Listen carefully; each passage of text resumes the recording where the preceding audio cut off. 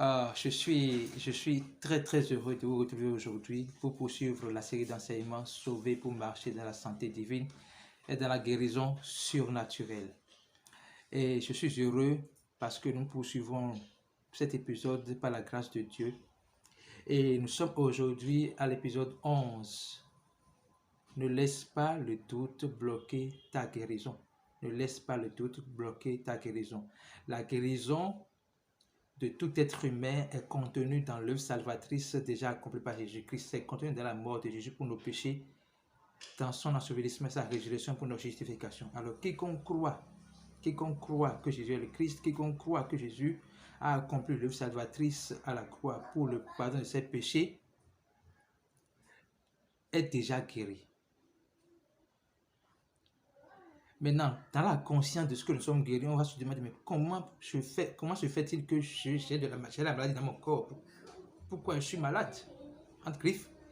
Pourquoi est-ce que je ne vois pas la guérison, la santé divine se manifeste dans ma vie de manière permanente? Alors, on va se poser la question ensemble.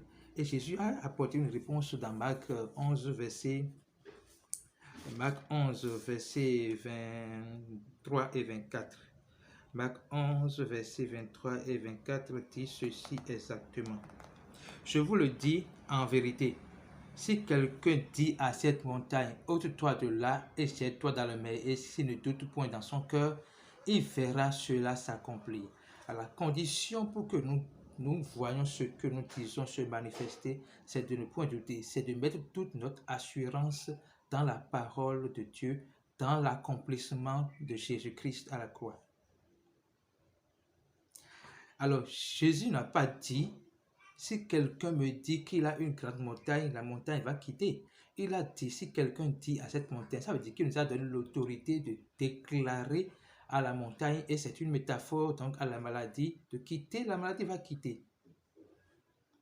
Donc, si vous dites à la maladie, quitte, la maladie va quitter.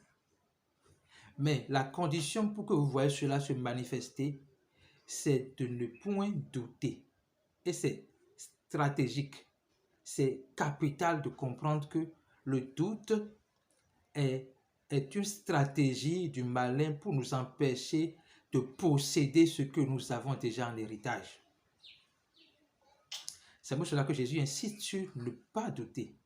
Et lorsqu'on va voir Matthieu 14, je crois, Matthieu 14, versets 30 et 31, Jésus marchait sur l'eau et les disciples l'ont vu, ont eu peur. Et Pierre disait, si tu es le Christ, si c'est toi, ordonne que je marche pour venir vers toi. Jésus a dit, d'accord, viens vers moi. Et Pierre a commencé à marcher sur l'eau. Mais la parole dit ceci, en verset 30, 14, verset 30. Il dit, mais voyant que le vent était fort, il eut peur. C'est-à-dire, Pierre eut peur. Et comme il s'enfonçait, il commença à s'enfoncer, il s'écria, Seigneur, sauve-moi. Donc, la peur de Pierre a fait qu'il a commencé par s'enfoncer dans l'eau. La peur de Pierre a fait qu'il a commencé par s'enfoncer dans l'eau. Et il a crié, Jésus, sauve-moi. Pourquoi est-ce qu'il a eu peur? Parce qu'il a quitté du regard Jésus-Christ pour regarder le vent. On ne voit pas le vent, mais il dit que le vent était fort. Il a oublié, il devait garder le focus sur Jésus-Christ. Il devait garder le focus sur Jésus-Christ et ne pas regarder le vent. Mais il a regardé le vent pour douter de ce qu'il marche sur l'eau. Maintenant, Jésus dit, la peur qu'il a eue, Jésus lui a expliqué ce que la peur là. Il dit, aussitôt Jésus étendit la main et le saisit et dit, homme de peu de foi, pourquoi as-tu douté? Pourquoi as-tu douté? Notez que avant que Jésus ne meure, ne soit enseveli, ressuscité, les hommes avaient la foi naturelle. Mais nous qui avons cru en Jésus-Christ, nous avons la foi surnaturelle, la foi même de Dieu. La foi vient de ce que l'on entend, et ce que l'on entend vient de la parole de Dieu. Donc la foi qui nous a permis de croire que Jésus est mort pour nos péchés, enseveli, ressuscité, n'est pas venue de nous, mais de Dieu. C'est la foi de Dieu que nous possédons. Donc nous n'avons plus une petite foi, mais nous avons la foi même de Dieu. Et cela nous impose d'être conscients de cette foi et de ne point douter.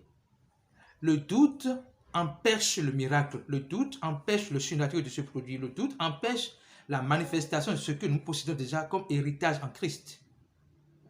Jésus insiste sur ça pour que nous puissions comprendre cela. Alors, nous allons voir la suite du verset. C'est extraordinaire ce que Jésus dit dans... On revient dans Marc 11.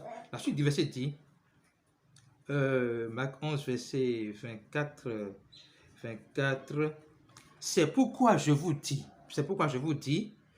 tout ce que vous demanderez en priant, croyez que vous l'avez déjà reçu et vous le verrez s'accomplir. Alors, l'autre clé ici, c'est que lorsque nous prions, nous devons prier avec la conscience que nous avons déjà reçu ce que nous demandons. Je prie pour la guérison, pour que le cancer dont je souffre disparaît. Je dois croire que par les meurtrissures de Jésus-Christ, je suis guéri pour voir cette guérison se manifester. Je dois croire que je l'ai déjà. Ce n'est pas que je l'aurai, mais je l'ai déjà. Et dès que je crois que je l'ai déjà, l'assurance qui fait que je l'ai déjà spirituellement fera que je verrai cela manifester. Alors, on va se dire, comment peut-on savoir qu'on l'a déjà? On va lire Colossiens 2, verset 10.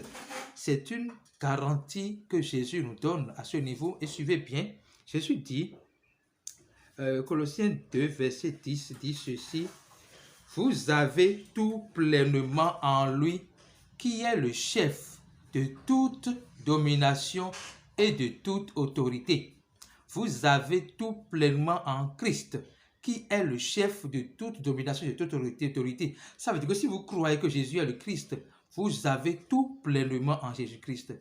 Si vous croyez que Jésus est le Christ, vous avez tout pleinement en lui. Il n'y a rien qui vous manque.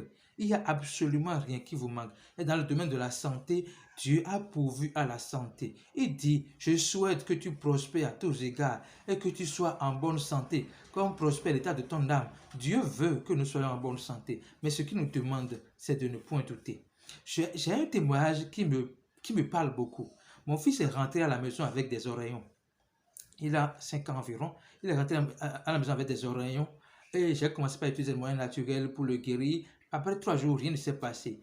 Et le Seigneur m'a dit, pendant que je le lavais sous la douche, une fois, le Seigneur m'a dit, mais tu as la capacité de le guérir. Mais pourquoi tu fais comme si tu n'as pas la capacité? Et donc, j'ai commencé par prier avec lui. On a prié, on a déclaré que l'oreillon disparaît et qu'il est complètement guéri. Et mon fils a dit Amen. J'ai continué à le laver quand mon fils m'a dit, papa, le diable m'a dit que tu ne connais rien. J'ai dit, waouh! Dis au diable qu'il est un menteur. Et mon fils a répété, diable, tu es un menteur.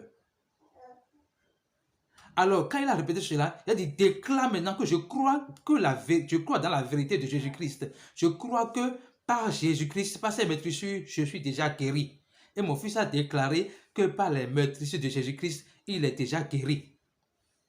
Le lendemain, le rayon est parti. Il était complètement guéri. Qu'est-ce que le doute voulait faire là? Le diable a voulu mentir sur mon autorité en Christ. Pour que si l'enfant doutait de mon autorité en Christ, que la guérison qui est déjà sa propriété, son héritage, ne vienne pas en manifestation. Mais gloire à Dieu, mon fils a pu libérer cette parole qui m'a permis de résister au diable. Et il a fui loin de nous au nom puissant de Jésus-Christ. Merci Seigneur Jésus parce qu'il vous donne la grâce aujourd'hui de comprendre que vous avez la foi de Dieu. Vous n'avez pas une petite foi. Vous n'avez pas du tout une petite foi. Donc vous avez la foi qui peut déplacer les montagnes.